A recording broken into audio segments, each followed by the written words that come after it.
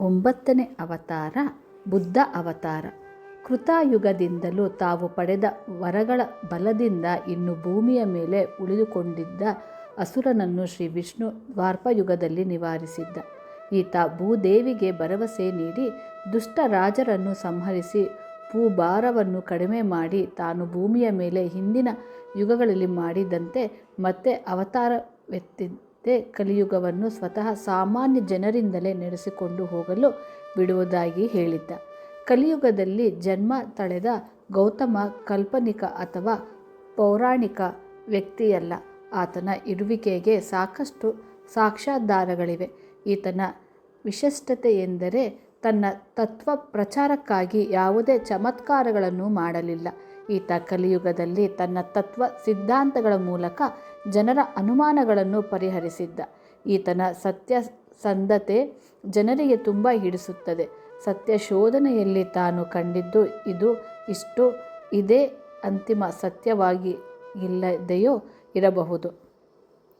ನಾನು ಹೇಳಿದ್ದನ್ನೆಲ್ಲ ನೀವು ಒಪ್ಪಬೇಕಾಗಿಲ್ಲ. ನೀವು ಯೋಚಿಸಿ ನಿಮಗೆ ಸರಿ ಎನ್ನಿಸಿದ್ದರೆ ನಾನು ಹೇಳಿದ್ದನ್ನು ಮಾರ್ಪಡಿಸಬಹುದು ಎಂದು ತೆರೆದು ಮನಸ್ಸಿನಿಂದ ಹೇಳಿದ ಬುದ್ಧನಿಗೆ ವಿಶ್ವದಾದ್ಯಂತ ಅನುಯಾಯಿಗಳಿರುವರು. ಬುದ್ಧನ ಹುಟ್ಟು ಜ್ಞಾನೋದಯ ಯುಗ 560 ಕ್ರಿಸ್ತಪೂರ್ವ ಬೆಳದಿಂಗಳ ದಿನದಂದು ಕಪಿಲವಸ್ತುವಿನಿಂದ ರಾಣಿಯೊಬ್ಬಳು ನೇಪಾಳದಲ್ಲಿರುವ ತನ್ನ ತವರು ಮನೆಗೆ ಪ್ರಯಾಣಿಸುತ್ತಿದ್ದಳು. ಆಕೆ ಗರ್ಭಿಣಿಯಾಗಿದ್ದು ತುಂಬ ಬಳಲಿದ್ದಳು. ಲುಂಬಿನಿ ನಗರ ಬರುತ್ತಿದ್ದಂತೆ ದೊಡ್ಡ ಉದ್ಯಾನವೊಂದನ್ನು ನೋಡಿ ತನ್ನ ರಕ್ಷಕ ಭಟ್ಟರಿಗೆ ತನ್ನ ಬಂಗಾರದ ಡೋಲಿ ಮಣೆಯನ್ನು ಆ ಉದ್ಯಾನದತ್ತ ಒಯ್ಯುವಂತೆ ಹೇಳಿದ್ದಳು. ಅಲ್ಲಿಯ ಸಾಲ ಮರಗಳ ಉಪವನವೊಂದನ್ನು ಆಯ್ದುಕೊಂಡಳು. ದಿನ ತುಂಬಿದ್ದರಿಂದ ಯಾವುದೇ ನೋವು ಹಾಗೂ ಕಷ್ಟಗಳಿಲ್ಲದೆ ಗಂಡು ಮಗುವೊಂದಕ್ಕೆ ಜನ್ಮ ನೀಡಿದ್ದಳು. ಆ ಮಗುವನ್ನು ಸ್ವತಃ ಬ್ರಹ್ಮನೇ ಭೂಮಿಗೆ ಸ್ವಾಗತಿಸಿದ್ದ. ಹುಟ್ಟಿದ ಮಗುವನ್ನು ಮೇಲಕ್ಕೆತ್ತಿಕೊಂಡಾಗ ಅದರ ಕೆಳಗೆ ಕಮಲದ ಪುಷ್ಪವೊಂದು ಗೋಚರಿಸಿತ್ತು. ಅದೇ ದಿನದಂದು ಮತ್ತೆಲ್ಲೋ ಯಶೋಧರ ಎಂಬ ಹೆಣ್ಣು ಮಗು, ಆನಂದ ಎಂಬ ಇನ್ನೊಂದು ಮಗು ಹಾಗೂ ಚೆನ್ನ ಎಂಬ ಹೆಸರಿನ ಸಾರಥಿ ಇವರೆಲ್ಲ ಜನ್ಮ ತಾಳಿದ್ದರು. ಜೊತೆಗೆ ಕಂಟಕನೆಂಬ ಕುದುರೆ ಹಾಗೂ ವೃಕ್ಷವೊಂದು ಕೂಡ ಹುಟ್ಟಿದ್ದವು. ಈ ರಾಣಿಯ ಹೆಸರು ಮಾಯಾದೇವಿ. ಶಕ್ಯ ವಂಶದ ರಾಜನಾದ ಶೋಧನನ ಹೆಂಡತಿ. ಈಕೆ ಮಗುವನ್ನು ಹೆತ್ತ 7 ದಿನಗಳ ಅದನ್ನು ಮಲತಾಯಿ ಪ್ರಜಾಪತಿ ಗೌತಮಿಗೆ ಒಪ್ಪಿಸಿ ಮರಣ ಹೊಂದಿದ್ದಳು. ಈತ ದಶಾವತಾರಗಳಲ್ಲಿ 9ನೆಯವನು. ಅಲ್ಲದೆ ಬುದ್ಧ ಧರ್ಮ ಸ್ಥಾಪಕನೂ ಹೌದು. ಬುದ್ಧ ಎಂದರೆ ಎಚ್ಚೆತ್ತವನು, ಅರಿತವನು, ತಿಳಿದವನು, ದೇವರ ವಿಷಯದಲ್ಲಿ ಸಂಪೂರ್ಣ ಜ್ಞಾನ ಸಂಪಾದಿಸಿ ಮೋಕ್ಷವನ್ನು ಹೊಂದಿದ್ದವನು. ಇವನು ನಿರ್ವಾಣ ಹೊಂದುವುದಕ್ಕೆ ಮೊದಲು ಇತರರಿಗೆ ನಿರ್ವಾಣ ಹೊಂದುವ ಮಾರ್ಗ ತಿಳಿಸಿದ್ದನು. ಈತನಿಗೆ ಮೊದಲು ಶಕ್ಯಮುನಿ ಅಥವಾ ಶಕ್ಯಸಿಂಹ ಎಂಬ ಹೆಸರುಗಳಿದ್ದವು. ಇವನು ನೇಮಪಾಲ ರಾಜ್ಯದ ಕಪಿಲ ವಸ್ತುವಿನಲ್ಲಿ ಜನಿಸಿದ್ದನು. ತಂದೆ ಶಕ್ಯವಂಶದ ರಾಜನಾದ ಶೋಧನಾದ, ತಾಯಿಯು ಸುಪ್ರಬುದ್ಧ ಎಂಬ ರಾಜನ ಮಗಳಾದ ಮಾಯಾದೇವಿ. ಇದರಿಂದ ಈತನು ಜಾತಿಯಲ್ಲಿ ಕ್ಷತ್ರಿಯನು. ಶಾಕ್ಯ ಎಂಬುದು ಈತನ ಕುಲದ ಹೆಸರು. ಬುದ್ಧ ಎಂದರೆ ಜ್ಞಾನಿ, ಸಿದ್ಧಾರ್ಥ ಎಂದರೆ ಗುರಿ ಸಾಧಿಸಿದ್ದವನು. ಈ 2 ಹೆಸರುಗಳು ಈತನಿಗೆ ಆಮೇಲೆ ಬಂದವು. ಇವನು ಮಗಧ ಅಥವಾ ಬಿಹಾರದಲ್ಲಿ ತನ್ನ ಯಾತ್ರೆಯನ್ನು ಆರಂಭಿಸಿದ್ದನು. ಔಧನ ಕುಶಿನಗರದಲ್ಲಿ ಇವನು ದೇಹ ಅಂತ್ಯವಾಯಿತು. ಈತನ ಹಿಂದೆ 24 ಬುದ್ಧರು ಆಗಿ ಹೋಗಿದ್ದರೆಂದು ಹೇಳುತ್ತಾರೆ. ಇನ್ನು ಕೆಲವರು ಗಣನೆಯಲ್ಲಿ ಇವನು 7ನೆಯ ಬುದ್ಧ, ಇನ್ನು ಕೆಲವರು ಇವನನ್ನು 5ನೇ ಬುದ್ಧನೆಂದು, ಕೆಲವು ಕಡೆಗಳಲ್ಲಿ ಇವನನ್ನು ವಿಷ್ಣುವಿನ 9ನೇ ಅವತಾರವೆಂದು ಹೇಳುತ್ತಾರೆ. ಯುರೋಪಿನ ಹಲವಾರು ಭಾಷೆಗಳಲ್ಲಿ ಸಂಸ್ಕೃತದ ಬುದ್ಧ ಧಾತುವು ಎಚ್ಚರಗೊಳ್ಳ ಎಂಬರ್ಥದಲ್ಲಿ ಈಗಲೂ ಬಳಕೆಯಲ್ಲಿದೆ. ಇಂದಿಗೂ ಕೂಡ ಜಗತ್ತಿನಾದ್ಯಂತ ಬುದ್ಧನ ತತ್ವ ಹಾಗೂ ಬೌದ್ಧ ಧರ್ಮ ವ್ಯಾಪ್ತವಾಗಿದೆ. ಭವಿಷ್ಯವಾಣಿ. ಬೌದ್ಧ ಮತ ಭಾರತದಿಂದ ಚೈನಾ, ಜಪಾನ್ ಮತ್ತಿತರ ದೇಶಗಳಿಗೆ ಹರಡಿ ಅಲ್ಲಿನ ಸಂಸ್ಕೃತಿಗಳ ಕೆಲವಂಶಗಳನ್ನು, ಅಲ್ಲಿಯ ಮಾತುಗಳನ್ನು ಸೇರಿಸಿಕೊಂಡು ಭಿನ್ನವಾಯಿತು. ವಿದೇಶಿಯರು ತುಸಿತ ಎಂಬ ಸ್ವರ್ಗದಲ್ಲಿ ಸಂತುಸಿತ ಎಂಬ ಕರೆಯಲ್ಪಡುವ ಬುದ್ಧನ ಕೊನೆಯ ಅವತಾರವಾದ ವೇಸಾಂತರ ಎಂಬ ದೊರೆಯ ಮಹಾಮಾಯೆಯ ಗರ್ಭ ಪ್ರವೇಶ ಮಾಡಿ ಸಿದ್ಧಾರ್ಥ ಗೌತಮನಾದ ಎಂದು ನಂಬುತ್ತಾರೆ. ಗೌತಮ ಎಂಬುದು ಬುದ್ಧನ ಗೋತ್ರ. ಅದೇನೇ ಇರಲಿ, ಕಪಿಲ ವಸ್ತುವಿನಲ್ಲಿ ರಾಜಜ್ಯೋತಿಷಿಗಳು ಈ ಮಗು ಜಗತ್ತಿಗೆ ಚಕ್ರವರ್ತಿಯಾಗುತ್ತಾನೆ ಅಥವಾ ಜಗತ್ತಿಗೆ ಬೆಳಕು ನೀಡುವ ಜ್ಞಾನಿಯಾಗುತ್ತಾನೆ ಎಂದು ಭವಿಷ್ಯ ನುಡಿದರು. ರಾಜನಾದ ಶೋಧನನಿಗೆ ತನ್ನ ಮಗ ಕ್ಷತ್ರಿಯ ಚಕ್ರವರ್ತಿಯಾಗುವುದು ಬೇಕಿತ್ತು, ವಿನಃ ಒಬ್ಬ ತತ್ವಜ್ಞಾನಿಯಾಗುವುದಲ್ಲ. ತಂದೆ ಶೋಧನನ ಮುನ್ನೆಚ್ಚರಿಕೆಯ ಕ್ರಮಗಳು. ತನ್ನ ಮಗ ತತ್ವಜ್ಞಾನಿಯಾಗುವುದನ್ನು ತಪ್ಪಿಸಲು ಬೇಕಾದ ಎಲ್ಲ ಏರ್ಪಾಟುಗಳನ್ನು ಶೋಧುದ್ದನ ಮಾಡಿದ್ದ. ಸಿದ್ಧಾರ್ಥ ಹೊರಗೆ ಹೋಗದಂತೆ ಒಂದು ಪುಟ್ಟ ಜಗತ್ತನ್ನೇ ನಿರ್ಮಿಸಿದ್ದ.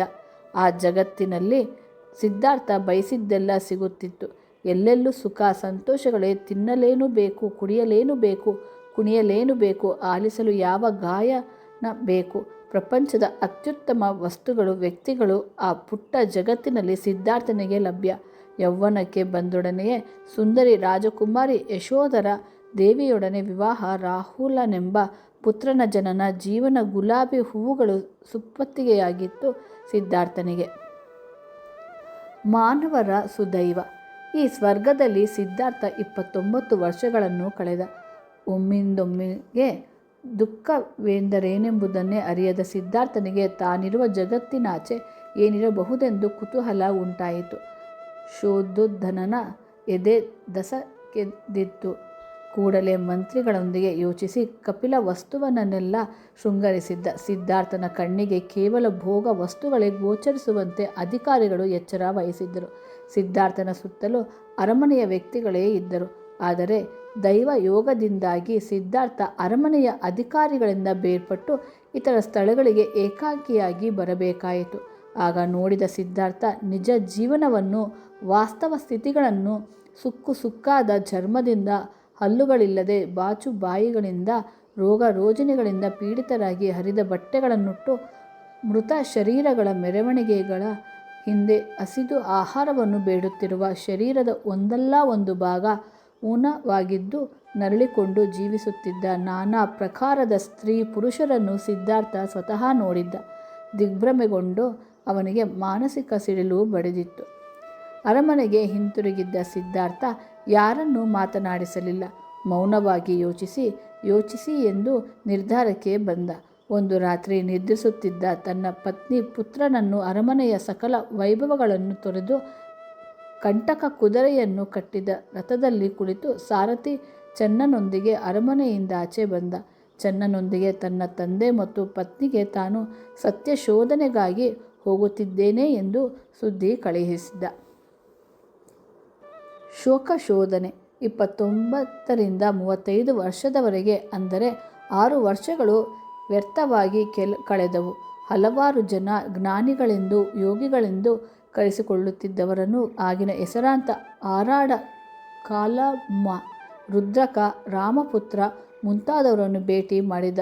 ಅವರೊಂದಿಗೆಲ್ಲ ಎಡಬಿಡದೆ ಚರ್ಚೆಗಳಾದವು, ಯೋಗಾಭ್ಯಾಸಗಳಾದವು. ಮನಸ್ಸಿಗೆ ಸಮಾಧಾನ ಮಾತ್ರ ಸಿಗಲಿಲ್ಲ. ಇವನ ಜೊತೆಗೆ ಅನ್ವೇಷಕರಾಗಿ ಸೇರಿದ್ದ 5 ಸಹ ಇವನನ್ನು ಬಿಟ್ಟು ಹೋದರು. ಅಲೆಯುತ್ತಾ ನೈರಂಜರ ನದಿಯುದ್ದಕ್ಕೂ ನಡೆಯುತ್ತಾ ಬಿಹಾರದಲ್ಲಿನ ಗಯೆಗೆ ತಲುಪಿದ್ದ. ಹಸಿವಿನಿಂದ ಬಿಸಿಲಿನಿಂದ ಬಳಲಿ ಬೇಸತ್ತಿದ್ದ ಸಿದ್ಧಾರ್ಥ ಅಲ್ಲೇ ಬೋಧಿ ವೃಕ್ಷವೊಂದರ ಕೆಳಗೆ ಕುಸಿದ. ಯೋಗದಿಂದ ಆ ಹಳ್ಳಿಯ ಸುಜಾತ ಎಂಬುವಳು ಅವನನ್ನು ಅಲ್ಲಿ ನೋಡಿ ಪ್ರಭಾವಿತಗೊಂಡಳು. ಅನೇಕ ದಿನಗಳ ಅವನಿಗೆ ಆಹಾರ ಕೊಟ್ಟಿದ್ದಲ್ಲದೆ ಒಂದು ವಿಶೇಷ ಹಾಲು ಅನ್ನವನ್ನು ತಯಾರಿಸಿ ಅವನಿಗೆ ಕೊಟ್ಟಳು. 1000 ಹಸುಗಳ ಹಾಲು 500 ಕರುಗುಣಿಸುವ ಆ 500 ಹಸುಗಳ ಹಾಲನ್ನು 245 ಕರುಗಳಿಗುಣಿಸಿ, ಹೀಗೆ ಕೊನೆಯ 15ನೇ ಹಸುಗಳ ಹಾಲನ್ನು ಅನ್ನದ ಜೊತೆಗೆ ಮಿಶ್ರ ಮಾಡಿ ಆ ವಿಶೇಷ ಆಹಾರವನ್ನು ಸಿದ್ಧಾರ್ಥನಿಗೆ ಕೊಟ್ಟಳು. ಕಳೆದು ಹೋಗಿದ್ದ ಶಕ್ತಿ ಸಿದ್ಧಾರ್ಥನಿಗೆ ಬಂದಿತು. ಆ ಅನುಭವದಿಂದಲೇನೋ ಯಾವ ಕಾರಣಕ್ಕೂ ದೇಹದಂಡನೆ ಮಾಡುವುದನ್ನು ಆತನು ಒಪ್ಪುತ್ತಿರಲಿಲ್ಲ. ಜ್ಞಾನೋದಯ, ಆರೋಗ್ಯ, ಶಕ್ತಿಗಳುಂಟಾದ ಮೇಲೆ ಸಿದ್ಧಾರ್ಥ ಅದೇ ಬೋಧಿ ವೃಕ್ಷದ ಕೆಳಗೆ ಸತತವಾಗಿ 7 ವಾರಗಳು ಧ್ಯಾನ ಮಗ್ನನಾದ. ಮೊದಲು 7 ದಿನಗಳ ಮನಸ್ಸನ್ನು ಕೇಂದ್ರೀಕರಿಸಲು, ಎರಡನೇ 7 ದಿನಗಳು ವೃಕ್ಷದತ್ತ ನೆಟ್ಟ ತೋಟದಲ್ಲಿ ಮೂರನೇ 7 ನದಿಗಳು ಯೋಚನಾ ಮಗ್ನನಾಗಿ ನಡೆಯುತ್ತಾ 4ನೇ 7 ದಿನಗಳು ಯೋಗ ಸಮಾಧಿಯಲ್ಲಿ ತನ್ನ ಜೀವನದ ಪ್ರತಿಯೊಂದು ಘಟನೆಯನ್ನು ನೋಡುತ್ತಾ ಮತ್ತು ಧರ್ಮದ ಸೂಕ್ಷ್ಮ ರೂಪವನ್ನು ಅರಿಯುತ್ತಾ 5ನೇ ವಾರದಲ್ಲಿ ಅಜಫಲ ವೃಕ್ಷದ ಕೆಳಗೆ ನಿರ್ವಾಣ ಸ್ಥಿತಿಯಲ್ಲಿ ಕುಳಿತು 6ನೇ ವಾರದಲ್ಲಿ ಮುಚ್ಚಳಿಲಿಂದ ಸರೋವರದ ಬಳಿ ಧ್ಯಾನಿಯಾಗಿ ಮತ್ತು ಕೊನೆಯ 7 ದಿನಗಳಲ್ಲಿ ನೆಗ್ರೋದ ವೃಕ್ಷಗಳ ತೋಡಿನಲ್ಲಿ ತನಗಾದ ಜ್ಞಾನೋದಯವನ್ನು ಮೆಲುಕು ಹಾಕುತ್ತಾ ಅದಕ್ಕೊಂದು ರೂಪರೇಷೆಯನ್ನು ಕೊಡುತ್ತಾ ತಪಸ್ಸು ಮಾಡಿದ್ದನು. ಈ 7 ವಾರಗಳ ಅವನ ತಪಸ್ಸನ್ನು ಭಂಗಪಡಿಸಲು ಮಾರನೆಂಬ ದುಷ್ಟ ಅಸುರನಿಂದ ನಾನಾ ಪ್ರಯತ್ನಗಳಾದವು. ಕೊನೆಗೆ ಭೂದೇವಿಯ ಸಿದ್ಧಾರ್ಥನ ಸಹಾಯಕ್ಕೆ ಬಂದುದರಿಂದ ಮಾರನೆಂಬ ಆ ದುಷ್ಟ ಅಸುರ ಕ್ಷಮೆ ಕೇಳಿಕೊಂಡ. ಕಡೆಗೆ ಸಿದ್ಧಾರ್ಥ ಬುದ್ಧನಾದ. ಬುದ್ಧಗಯವಾಯಿತು. ಸುಜಾತಳಿಂದ ವಿಶೇಷ ಆಹಾರ ತೆಗೆದುಕೊಂಡ 49 ದಿನಗಳ ನಂತರ ಬುದ್ಧ ಅಲ್ಲೇ ಸಮೀಪದಲ್ಲಿದ್ದ 2 ವರ್ತಕರಿಂದ ಜೇನುತುಪ್ಪವನ್ನು ಸ್ವೀಕರಿಸಿ ಅಲ್ಲಿಂದ ಸಾರನಾಥಕ್ಕೆ ಹೋಗಿ ಅಜಫಲ ವೃಕ್ಷದ ಕೆಳಗೆ ಕುಳಿತು ತನ್ನನ್ನು ತ್ಯಜಿಸಿ ಹೋಗಿದ್ದ. 5 ಅನ್ವೇಷಕರಾಗಿ ತನ್ನ ಪ್ರಥಮ ಉಪದೇಶವನ್ನು ಮಾಡಿದ. ಆಗ ಆತ ಹೇಳಿದೆ, ಇದು ಸತ್ಯಾನ್ವೇಷಣೆಯಲ್ಲಿ 2 ವಿಷಯಗಳನ್ನು ತ್ಯಜಿಸಬೇಕು. ಅವೆಂದರೆ ಅಯೋಗ್ಯ ಸೂಕ್ತವಲ್ಲದ ಆಸೆಗಳು ಮತ್ತು ದೇಹದಂಡನೆ. ಬುದ್ಧ ತನ್ನ ಮೊದಲ ಆಶ್ರಮವನ್ನು ವಾರಣಾಸಿಯ ಜಿಂಕೆವನದಲ್ಲಿ ಸ್ಥಾಪಿಸಿದ್ದ. ಅಲ್ಲಿಂದ ತನ್ನ ಮೊದಲ ಉಪದೇಶ ಧರ್ಮಚಕ್ರ ಪ್ರವರ್ತನದಿಂದ ಆರಂಭಿಸಿ ತನ್ನ 35ನೆಯ ವಯಸ್ಸಿನಿಂದ 80ನೇ ವಯಸ್ಸಿನವರೆಗೂ ಅಂದರೆ 4 ವರ್ಷಗಳು ಎಲ್ಲ ಕಡೆಗೆ ಸಂಚರಿಸಿ ತನಗುಂಟಾದ ಜ್ಞಾನವನ್ನು ಜನರಿಗೆ ಧಾರೆ ಎರೆದ. ಕ್ರಿಸ್ತಪೂರ್ವಕ 480ರಲ್ಲಿ ಕುಶಿನಾರದಲ್ಲಿ ಯೋಗದಿಂದ ಮತ್ತೆ ಸಾಲ ವೃಕ್ಷಗಳ ತೋಪಿನಲ್ಲೇ ನಿರ್ವಾಣ ಹೊಂದಿದ್ದ. ಆ ಸಮಯದಲ್ಲಿ ಸಾಮಾನ್ಯರು ಮಾಳ್ವ ರಾಜಕುಮಾರರು ಅವನ ಸುತ್ತ ನೆರೆದಿದ್ದರು. ಬುದ್ಧ ತನ್ನ ಪ್ರಿಯ ಶಿಷ್ಯ ಆನಂದನಿಗೆ ಬೌದ್ಧ ಮತವನ್ನು ಹರಡುವ ಜವಾಬ್ದಾರಿಯನ್ನು ಕೊಟ್ಟ. ಬುದ್ಧನ ಪಾರ್ಥಿವ ಶರೀರ ದಹನ ನಂತರ ಆತನ 4 ಹಲ್ಲುಗಳನ್ನು 2 ಕೆನ್ನೆಗಳನ್ನು ಹಾಗೂ ಶಿರದ ಮೂಳೆಗಳನ್ನು ಸ್ಮರಣಾಂತಕವಾಗಿರಿಸಿಕೊಳ್ಳಲಾಗಿದೆ. ಬುದ್ಧನ ಹಿಂದಿನ ಅವತಾರಗಳನ್ನು ಜಾತಕ ಕಥೆಗಳಲ್ಲಿ ವಿವರಿಸಲಾಗಿದೆ. ಬುದ್ಧನ ಶಾಸ್ತ್ರ ಪರಿಚಯ. ಗೌತಮ ಬುದ್ಧನ ಮುಖ್ಯ ಉದ್ದೇಶ ಜನರ ದುಃಖಕ್ಕೆ ಕಾರಣಗಳೇನು, ದುಃಖದಿಂದ ಅವರು ಹೇಗೆ ಹೊರಬರಲಾರರು ಎಂಬುದನ್ನು ತಿಳಿಯುವುದಾಗಿತ್ತು. ಎಲ್ಲರಿಗೂ ಎಲ್ಲ ಕಾಲಕ್ಕೂ ಸಾಧ್ಯವಾಗುವಂತೆ ಶೋಧನಂತಹ ಪಿತೃಗಳು ಸಿಗುವುದು ಅಸಂಭವ.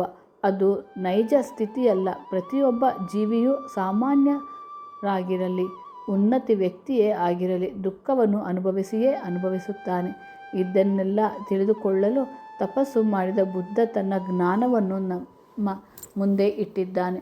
ಮಾತ್ರವಲ್ಲ, ಇದೇ ಅಂತಿಮ ಸತ್ಯವಲ್ಲದಿರಬಹುದು ಎಂದು ಹೇಳಿ ನಮ್ಮನ್ನು ಸತ್ಯಶೋಧಕರಾಗಲು ಪ್ರಚೋದಿಸುತ್ತಾನೆ. ಆತನ ಉಪದೇಶಗಳು ಮಹಾಮಂಗಳ ಸೂತ್ರ ಎಂಬ 3 ಭಾಗಗಳಲ್ಲಿ 38 ಅಧ್ಯಾಯಗಳಲ್ಲಿ ಅಡಕವಾಗಿದೆ. ಆಶ್ರಮವಾಸಿಗಳಿಗೆ ಸಂಬಂಧಿಸಿದ ವಿನಯ ಪೀಠಕ, ನೀತಿ ನಿಯಮಗಳೊಳಗೊಂಡ ಸುತ್ತ ಪೀಠಕ, ಉನ್ನತ ವಿಚಾರಗಳ ಅಭಿಧಾಮ ಪೀಠಕ, ಬೋಧೋಪದೇಶಗಳ ಮೂಲತಃ ಅಂಶಗಳು, 4 ಉದಾತ್ತ ಸತ್ಯಗಳು. ಜೀವಿಗೆ ನೋವು ಇದೇ ಇರುತ್ತದೆ. ನೋವು ಅಜ್ಞಾನದಿಂದ ಉಂಟಾಗುತ್ತದೆ. ಅಜ್ಞಾನ ಆಸೆಯಿಂದ ಉತ್ಪತ್ತಿಯಾಗುತ್ತದೆ. ನೋವನ್ನು ಆಸೆಯ ನಿರ್ಮೂಲನೆಯಿಂದ ನಿವಾರಿಸಬೇಕು. ಉದಾತ್ತವಾದ ಅಷ್ಟಮಾರ್ಗಗಳು: ಸರಿಯಾದ ತಿಳುವಳಿಕೆ, ಸರಿಯಾದ ಆಲೋಚನೆ, ಸರಿಯಾದ ಮಾತು, ಸರಿಯಾದ ಕ್ರಿಯೆ, ಸರಿಯಾದ ಜೀವನ್ವೃತ್ತಿ, ಸರಿಯಾದ ಸಾಧನೆ, ಸರಿಯಾದ ಮನೋಭಾವ, ಸರಿಯಾದ ಏಕಾಗ್ರತೆ. ನಿರ್ವಾಣ ಸತ್ಯ ಅನ್ವೇಷಕನ ಅಂತಿಮ ಗುರಿ. ಬುದ್ಧನೇ ಆತ್ಮಕ್ಕೆ ಸಂಬಂಧಿಸಿದ್ದ 14 ಸಂದೇಹಗಳನ್ನು ಬಗೆಹರಿಸಲಾಗದಂತಹ ಸಮಸ್ಯೆಗಳೆಂದು ಹಾಗೆ ಬಿಟ್ಟಿದ್ದಾನೆ. ಭಾರತದಲ್ಲಿ ಬುದ್ಧ. ಹಿಂದೂಗಳೇ ಬುದ್ಧನನ್ನು ವಿಷ್ಣುವಿನ 9ನೇ ಅವತಾರವೆಂದು ಪರಿಗಣಿಸಿದ್ದರು. ಸ್ವಯಂ ಬುದ್ಧನೇ ಆ ಅವತಾರ ಕಲ್ಪನೆಯನ್ನು ಒಪ್ಪಿಕೊಳ್ಳಲಿಲ್ಲ. ಶ್ರೀಕೃಷ್ಣನಲ್ಲಿ ನಾವು ಪೂರ್ಣ ಆತ್ಮವಿಶ್ವಾಸವನ್ನು ಕಾಣುತ್ತೇವೆ. ತಾನು ಪರಮಾತ್ಮನ ಅವತಾರ, ತಾನು ಹೇಳುವುದು ಪರಮ ಸತ್ಯ, ಅದನ್ನು ಅನುಸರಿಸಿದ್ದರೆ ಮಾತ್ರ ನಮಗೆ ಮುಕ್ತಿ ಎಂದು ಶ್ರೀಕೃಷ್ಣ ಹೇಳುವಾಗ ನಾವು ಭಕ್ತಿಯಿಂದ ಆತನಲ್ಲಿ ಶರಣಾಗುತ್ತೇವೆ. ಬುದ್ಧ ಇದಕ್ಕೆ ಪೂರ್ಣ ವೈಯಕ್ತಿಕ ಅದಕ್ಕೆಂತಲೇ ಇದ್ದು ಬೌದ್ಧ ಮತದಲ್ಲಿ ಒಮ್ಮತವನ್ನು ನಾವು ಕಾಣುವುದಿಲ್ಲ. ಅದು ನಾನಾ ಭೇದಗಳಾಗಿ ಪಂಗಡಗಳಾಗಿ ಹೋಗಿದೆ. ಸರಿಯಾದ ವಿವರಣೆಯಿಲ್ಲದೆ ಹಿಂದೂ ಮತದಂತೆಯೇ ಆಗಿದೆ. ಆದರೆ ಬುದ್ಧನ ಮೂಲಭೂತವಾದಗಳು ಜಗತ್ತಿನೆಲ್ಲೆಡೆ ಪ್ರಭಾವ ಬೀರುತ್ತಿವೆ. ಭಾರತದಲ್ಲಂತೂ ಬೌದ್ಧ ಮತ್ತು ಜೈನರ ತತ್ವಗಳಿಂದಾಗಿ ಚತುರ್ವರ್ಣ ಸಿದ್ಧಾಂತ ಪೂರ್ಣವಾಗಿ ಹಿನ್ನಡೆಯಿತು. ಇಂದಿನ ಜೀವನ ಕ್ರಮದಿಂದಾಗಿ ಉದ್ಯೋಗಗಳಿಗೂ ಚತುರ್ವರ್ಣಗಳಿಗೂ ಸಂಬಂಧ ಹೋಲಿಕೆಗಳು ಅಸಾಧ್ಯವಾಗಿವೆ. ಎಲ್ಲ ಜನರು ಎಲ್ಲ ತರಹದ ಉದ್ಯೋಗಗಳನ್ನು ಮಾಡುತ್ತಾರೆ. ಯಜ್ಞ ಯಾಗಾದಿಗಳಲ್ಲಿ ಪ್ರಾಣಿ ಬಲಿಗಳಂತೂ ನಿಂತೇ ಹೋಗಿ. ಈ ರೀತಿ ಆದಾಗ ಒಂದು ವಿಶೇಷ ಸುದ್ದಿಯಾಗುತ್ತದೆ. ಮಾನವನ ಅಭಿವೃದ್ಧಿಗೆ ಸುಖ ಶಾಂತಿಗಳಿಗೆ ಬುದ್ಧನ ಸೂಚನೆಗಳು ಕೈದೀಪವಾಗಿವೆ. ಅವೆಂದರೆ ಅಜ್ಞಾನದ ಅಪಾಯ, ಅಹಿಂಸೆಯ ಒಪ್ಪಿಗೆ ಮತ್ತು ದೈನಂದಿನ ಜೀವನದಲ್ಲಿ ಸುವರ್ಣ ಮಧ್ಯಮದ ಅಂಗೀಕಾರ. 9ನೇ ಅವತಾರವು ಮುಗಿಯಿತು.